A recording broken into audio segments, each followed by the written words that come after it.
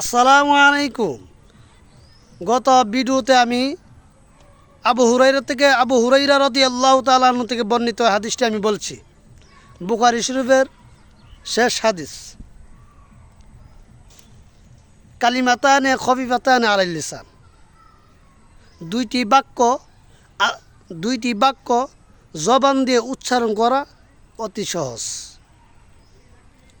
তাহলে বোঝা গেল দুইটি বাক্য জবান দিয়ে উচ্চারণ করা সহজ, কিন্তু এটার উপর অটল থাকা অনেক কঠিন। এই শব্দ দ্বারা বোঝা গেল। যেমন সুবহানাল্লাহি ওয়া বিহামদিহি সুবহানাল্লাহিল আযীম, যেই ব্যক্তি বলবে সে কোনোদিন মিথ্যা কথা বলবে না। এই ব্যক্তি কোনোদিন নামাজ ছাড়বে না।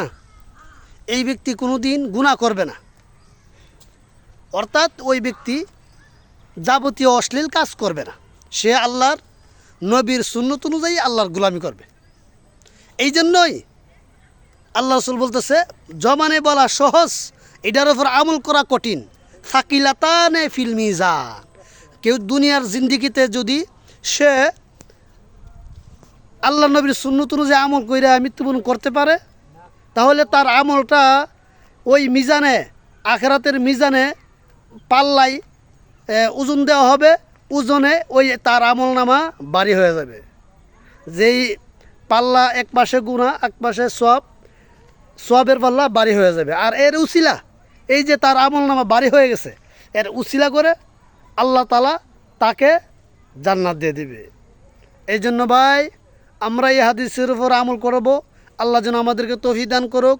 সুবহানাল্লাহি ওয়া বিহামদিহি সুবহানাল্লাহিল আযীম, এটি তাসবিহটা যেন আমরা বেশি বেশি করে বলতে পারি। ইনশাআল্লাহ এই সুবহানাল্লাহর গুরুত্ব সম্পর্কে পরবর্তী ভিডিওতে আমি হাদিস দিয়ে বলবো ইনশাআল্লাহ। ভিডিওটা ইসলামের জন্য শেয়ার করে দেবেন। আসসালামু আলাইকুম।